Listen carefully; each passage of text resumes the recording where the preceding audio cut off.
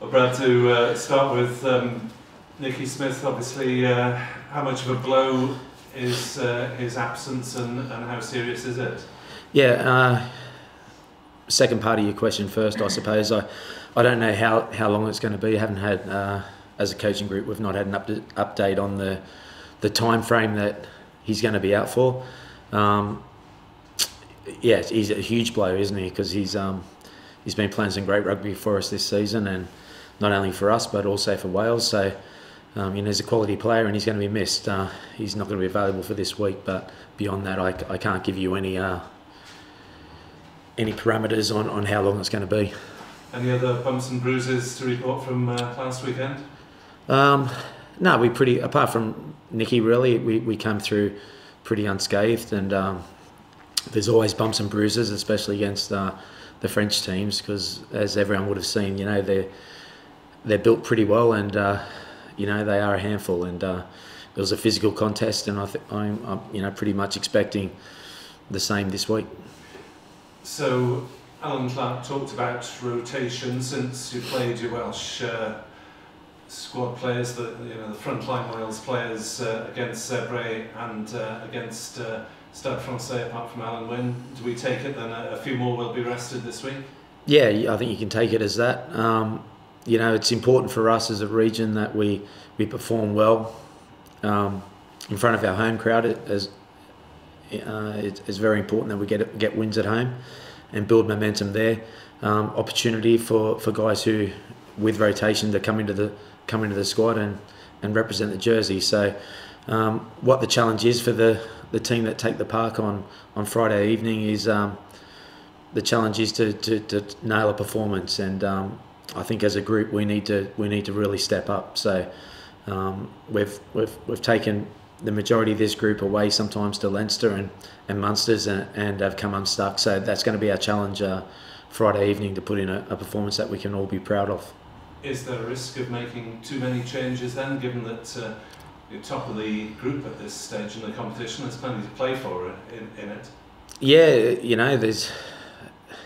it is a risk. It's a risk that you overplay people as well, and you have to have you have to play a little bit of a long game in a season like we have, especially taking into account the dual contracted players. So our hands are tied to a certain degree, but we, like you said, it's a risk both ways, that you maybe if you don't get the result that you would like away, that you lose control of the group. But we feel it's a risk worth taking, and in the long-term development of this squad, it's very important.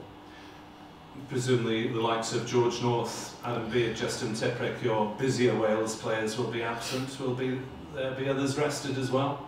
Well, obviously Nicky's going to be is ruled out, so there's the fourth part of the contingent. There'll be opportunities for guys on the bench to step up. We've got to look at the like you said, the big picture of how many playing minutes these guys are contributing, and it's very important. We have to be mindful of the fact that we don't want to get to the back end of the season, especially with our run in, and have guys burnt out. So it's a balancing act. You don't always get it right, but again, it's at the moment we're in control of the group. We're looking for these guys to really step up and deliver on Friday evening, and we're going there to get a win. They leaked with their really much changed sides.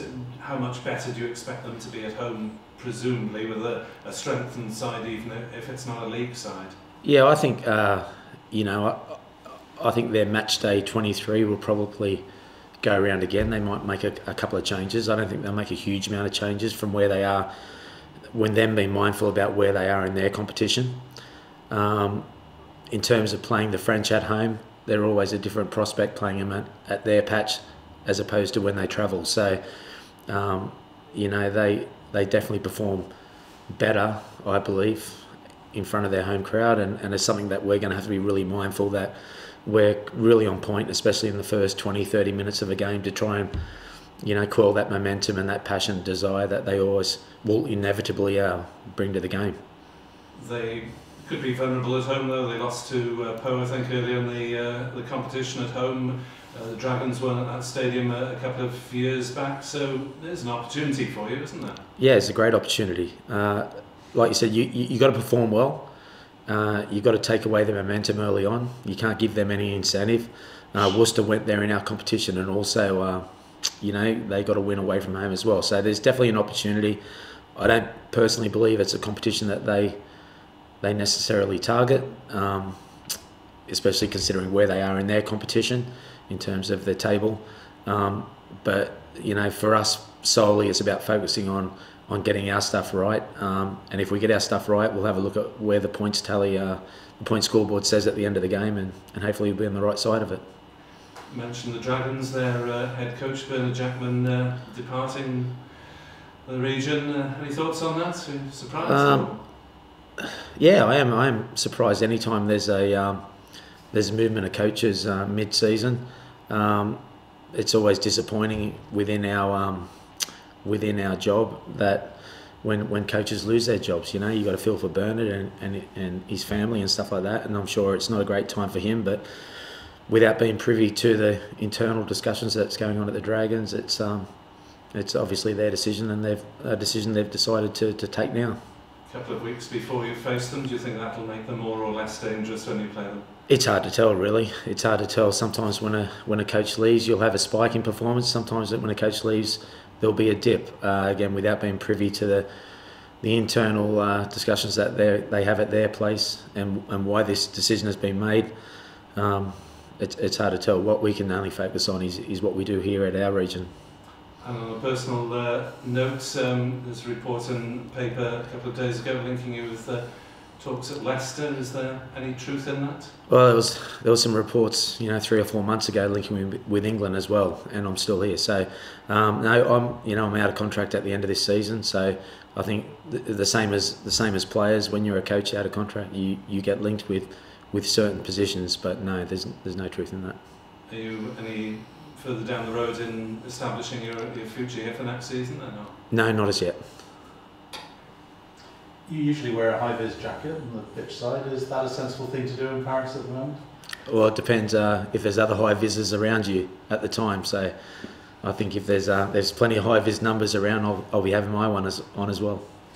On a serious note, have you been looking at that? Have you been working out where you stay, reach to the ground? Is that something that's sort of crossed your minds this week? No, our team manager is dies all over that, and being an ex-army man, he'll have the primary route, the secondary route, and the third route all sorted out. So I'm sure we're going to be pretty safe in Paris. So the analysts watching Macron's speech, trying to gauge the weather. Not a chance. No, we're fine.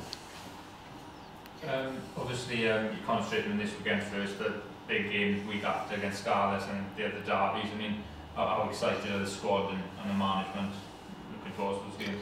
Yeah, the derby, over the Christmas period, I think they're great games for everyone who follows rugby in Wales. So we're no different. To have the Scarlets visit our place and hopefully be a full house will be a terrific game. Then we have to play the Dragons a week later, just before New Year's. So they're good fixtures to be involved with, because it's a good time of year to be playing in front of packed houses. So we've obviously got one eye on that, but the most important thing is, for us as a coaching group, is what happens this Friday night.